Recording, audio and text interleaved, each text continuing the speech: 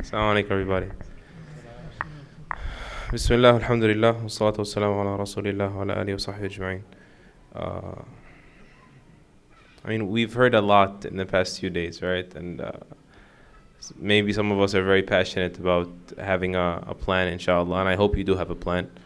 As they say, if you a failure to plan is a plan to fail, right? There has to be some sort of game plan penciled out.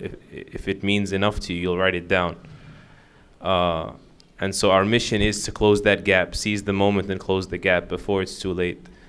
And we all know we need to do that. I mean, it's just simple logic. It's plain logic. You know, I was just hearing, and I guess one of the reasons it really affected me was because I used to read for him a very long time ago, and I saw a video of him recently, and it's amazing how fast he's aged, Dr. Uthman al-Khamis, hafidhahullah, and he was telling his very young students, just like, guys, it's math. It's just, what year is it? You know, he says it's 1437, and Uthman ibn Affan radiallahu anh died in the year 36, right? 35, 36. Uthman ibn Affan radiallahu anh has been sitting in his grave, radwanullahi alayh, or laying in his grave for 1,400 years. It's all over, right? He did his due diligence. He passed. Look, what is this life worth compared to your state? 1,400 years just in the grave. And then there's the hereafter, right? So it's an inhale, it's an exhale, it's a moment. But so what should I do? How can I do this very logical, very rational task of mine? I'd actually like to consolidate it into one thing. And there's a story that has an incident, you know, that has always had a lingering effect on me. I'll share it with you. People love stories. They stick in memory better than facts. Perhaps you take it home with you, inshallah, tonight. The historians mention that Maymun ibn Mihran, rahimahullah, one of the great scholars, and he was one of the scribes for Umar ibn Abdul Aziz, there was something wrong with his vision at the end of his life. And so he asked his son Maymun, Amr ibn Maymun, to take him all the way a few countries down to visit Al-Hasan al-Basri. Hasan al-Basri, rahimahullah, you all know who he is. He met 300 companions. He was raised in the house of Salama radiallahu anha, the wife of the Prophet sallallahu alayhi wasallam.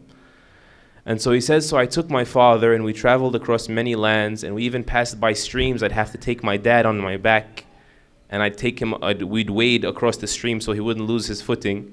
And finally we entered Al-Basra, and we got to the house of Al-Hasan. We knock on the door, and the servant girl comes out, and she says, who is it? And he says to her, I'm Maymun ibn Mihran.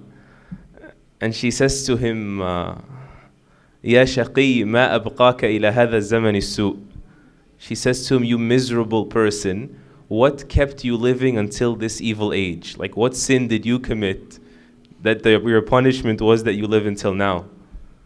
And so he began to cry, because that's the very reason why he came. He felt like he's lived long enough to lose his deen. May Allah Azza wa Jal protect us and you in our hearts. And so he began to cry, and it got louder and louder till Hasan al-Basri himself came out, and he says, Maymun ibn Mihran. He grabbed him and he hugged him and he pulled him into the house, and he said to him, what's the matter? قال أبا سعيد وجدت بقلبي قساوة فاستلن لي أفأصوم له. He said, I find my heart has become hard, and so help me soften it, help me tenderize it. What should I do? Should I fast more? What should I do? So Al-Hasan rahimahullah, he said to him, Bismillah ar-Rahman ar-Rahim, أفرأيت إن متعناهم سنين ثم جاءهم ما كانوا يوعدون ما أغنى عنهم ما كانوا يمتعون. Allah Azza wa Jalla is saying, what would it be like, O Muhammad alayhi salatu wassalam, if we allow them to live for years on end? Let's say you live 100 years. Let's say you don't have an immediate crash and you die at some time unexpectedly. Right? 100 years. Of course, 20 years minus, you know, the medicines and the disease, and 10 years sleeping, and 10 years. What if we allow them just to live for years? But then what they were promised comes to them. The inevitable is going to come.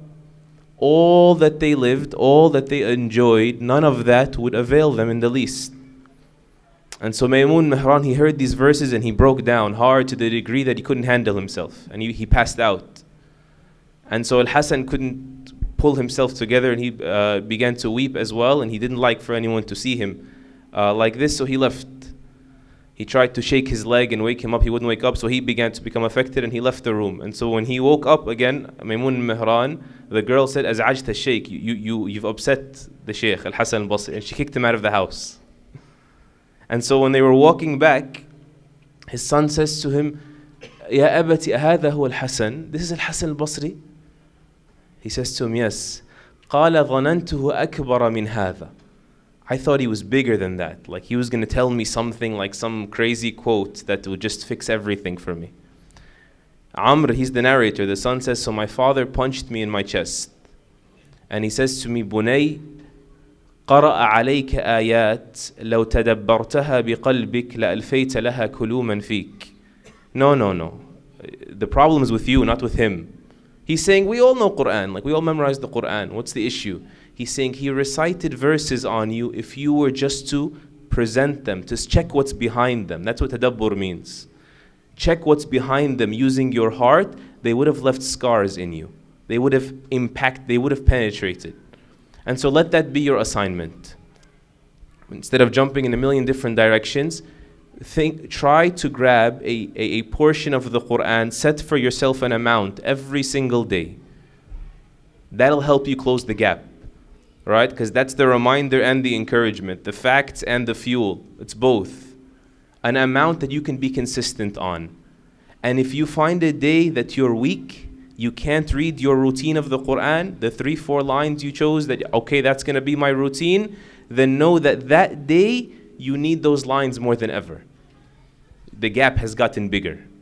And so may Allah subhanahu wa ta'ala benefit us with our mashayikh, and we pray that Allah makes all of our actions righteous. Say Ameen. And makes them sincerely for His sake, and not allow any of His creation a share of our intentions. May Allah Azza wa Jal forgive us for our words that don't match our actions, and may Allah forgive us for what we claim belongs to Him, but He knows what polluted our intention. This is Allahumma Ameen. Jazakallahu khairan, everybody. Assalamu alaikum.